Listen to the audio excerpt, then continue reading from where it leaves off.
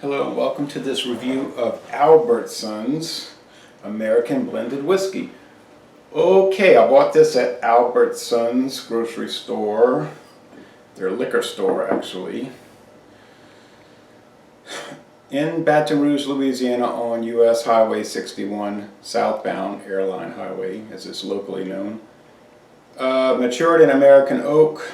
It says a traditional quality since 1939. Well, that's when Albertsons Grocery was established. Bottled by County Line Distillers, Louisville, Kentucky. 80 proof. This code on the back says K13338 at 12:33. So that means the 338th day of 2013 in Kentucky. All right. 80% grain neutral spirits, 20% straight whiskey. It's a brown bottle with gold and white trim, and they're using the Albertsons theme. Here's the purple bottle with gold, white, and red trim. The Albertsons Canadian whiskey, a blend. Now you notice a Canadian whiskey that's in cursive. Most of this title is in print with cursive description there of the oak aging. A few other things.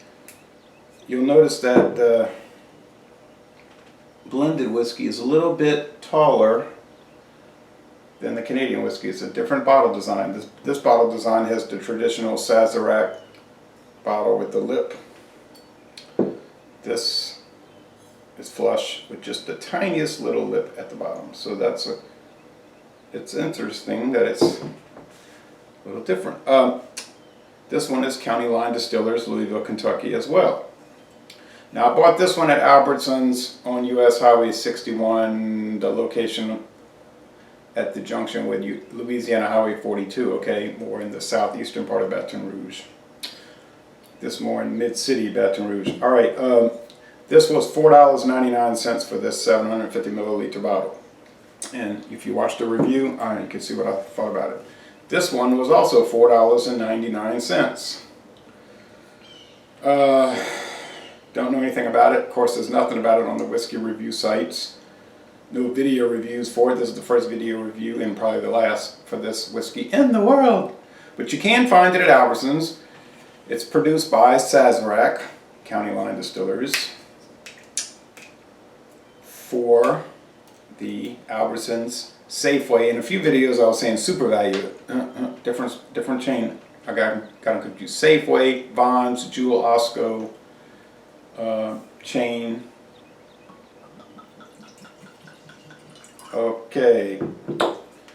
Another interesting thing, and there's a few interesting things here. Another interesting thing. Oh, and this, I've not seen this in the Hammond, Louisiana location. Only in Baton Rouge at that one store, the mid-city location. There's no age statement. I was waiting at the red light, a few stoplights, and I'm looking, I said, there's no age statement. Which means the whiskey in here is aged a minimum of 4 years. Usually these things are just like 2-year aged or 3 in the best case scenario. But like Carstairs blended whiskey and some others, this one is aged at least 4 years. Now what is the straight whiskey? Now the unaged, well, first of all, the unaged grain neutral spirits, the corn whiskey, unaged, that's coming from Midwest Grain Products up the highway across the river in Indiana. I know that because when I was at their Barton distillery, they said that's where they got their grain neutral spirits from Midwest Grain Products, the old Seagram's distillery. So what is the straight whiskey used here? Okay, so it's coming from Louisville, not too far southeast is Frankfort, Kentucky. That's the big Buffalo Trace distillery. So it's probably using one of their baseline bourbon whiskeys like Ancient Age or Barton. More than likely Barton, because it's a straight Kentucky whiskey aged 4 years. So they probably use some very old Barton. That's just what I'm assuming. I don't know. So let's check it out. It's brown just like the bottle, you see? Like almost literally the same shade of brown. Like an amber brown appearance. Nice alcohol legs. I have been impressed with these Albertsons brandy. That Albertsons offerings. The Albertsons brandy was good. My daughter and I liked it. The Canadian whiskey was good. You'll see that if you watch the video for those two. And let's check out this one. There is an Albertsons gin, and I'm sure there's others. And they're all coming from the same people, County Line Distillers, which is the Sazerac company. The people that make Buffalo Trace, Barton 1792, Eagle Rare, Pappy Van Winkle, all that stuff. Okay, so they do have a handle on how to make good products. The aroma here,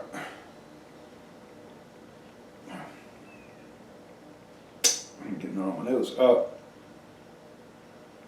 It's very faint, so there's not much bouquet. See if we can pick up anything. There's some alcohol burn in my nose, but maybe some light sweetness, light char, but everything's very light. Yeah, upon further deep inhalation, you're picking up like faint Kentucky bourbon aromas. The caramel, the nectar, the dried flowers, the candied fruit cake fruit. It's all very, very, very faint, okay? Let's go with the taste. Now, that might be a little more elaborate. But for $4.99 to start off, I'm not complaining. It's not like I'm losing much.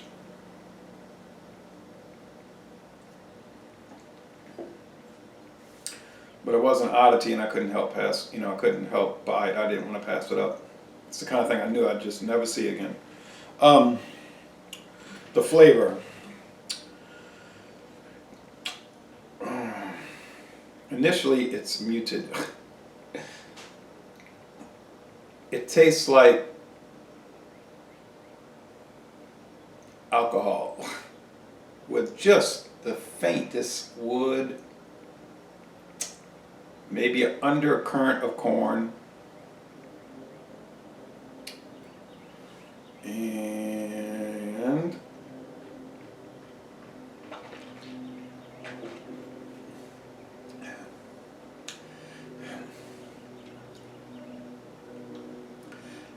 there's some char, some wood, but the overriding flavor, it is just neutral. It has to be the most, and it's not colored. Okay, these things, if they add color, they've got to put a disclosure. Even if it's American blended whiskey, it's got to be a disclosure on the label. I've read the specs very carefully. But the neutral spirits, the flavorless, odorless, colorless the 80% that's made with is shining through. The straight whiskey, the bourbon whiskey, is not. Now, if you get a Beams 8-star, which is only aged 2 years, the straight whiskeys, it's a much more pronounced bourbon flavor. And I suppose they're using Jim Beam, a 2-year aged Jim Beam, and they're mixing it with the grain neutral spirits. That really does give it a lot of character. This one doesn't have much happening. I'll tell you that Canadian whiskey had a lot more flavor and character. Now, like some people say, Canadian whiskeys have flavorings added, like plum wine, sherry, usually brandy, other things. So, okay, they don't have to disclose this, so you got to take that into account.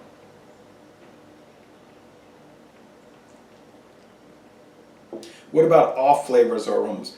Well, there's nothing off or unusual or strange or unpleasant about it. But there just isn't anything flavorful about it. I paid $4.99 and I got basically 80 proof brown alcohol, grain alcohol. I'm sure it would work fine in a mixed drink, because after all, you're not going to interfere with any kind of mix that you're making. So you can think of any kind of mixed drink in the world. It's not going to enhance the drink. It's not going to enhance the highball, okay?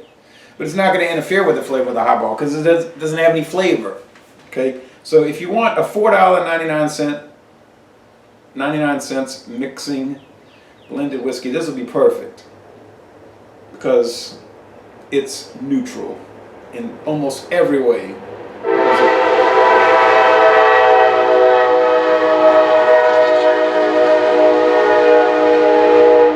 That's the eastbound Canadian.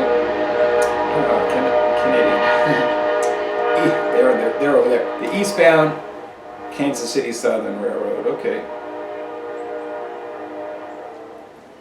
And they're not pulling anything, so they're just hustling along to do a pickup apparently at a junction, probably in Kenner by the airport, where all the lines come together. Anyway, I wouldn't recommend it if you're looking for any kind of flavor or interesting character. And that's what I'm looking for, because I don't do highballs. I'm not going to make a cocktail. All right, that's just not what I do. But for $4.99, I guess you can't go wrong, right? It's just like base. They say County Line Distillers. A better name might be Baseline Distillers. I'm trying to let it breathe and see if something comes out. Nothing's coming out. It's just setting over on the shelf, all homely looking and homely and lonely.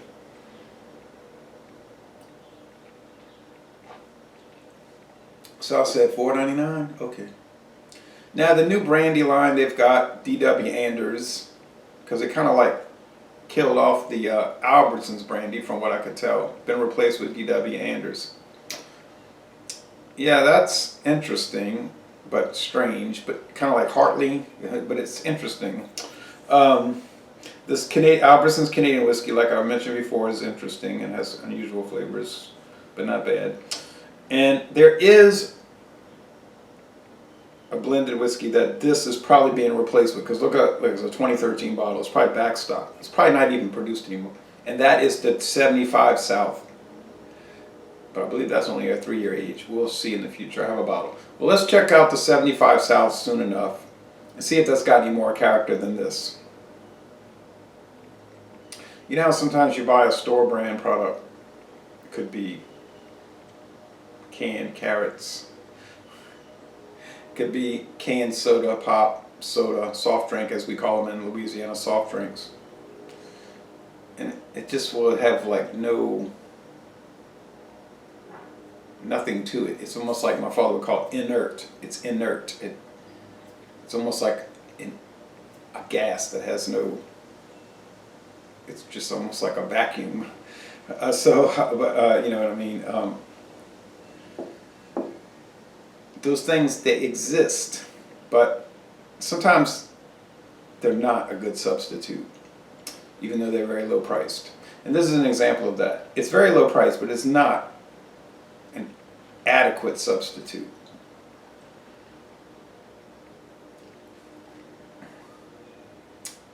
Nothing bad. Like I say, nothing bad. Just there's nothing. So, well, anyway, this could be a moot video because this thing may not even exist anymore in production. I'll be curious to try the 75 South. I think I'll try that next in the world of blended whiskeys, because it's sort of like the same item, or at least it's made for the same purpose. So let's see how that works out. Anyway, if you can find Albertsons at Jewel Osco or Vons or Safeway or all the other chains that they've got, let me know, because some people have commented, oh yeah, I've seen the Albertsons brandy at Vons, because it's all the same company. And then they were talking about it. So thank you for watching this video production. Sorry that I couldn't say too much about it, but there's nothing to describe. It's just, notice I didn't say anything. That's what it is. It's like in math, it's an empty space. Thank you.